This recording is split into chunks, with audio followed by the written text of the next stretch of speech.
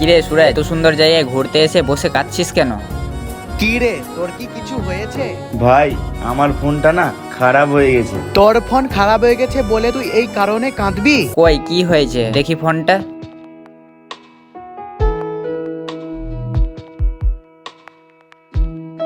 কই কিছুই তো হয়নি, সবকিছু তো ঠিকই আছে। যখন ফোনে সবকিছু ঠিক আছে তাহলে আমার মায়ের নাম্বার থেকে আমার ফোনে ফোন আসে না কেন?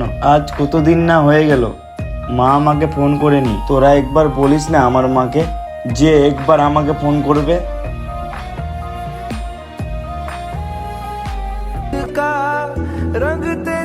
ভাই কি করে বলি ওর মাকে যে ওর ফোনে ফোন করবে?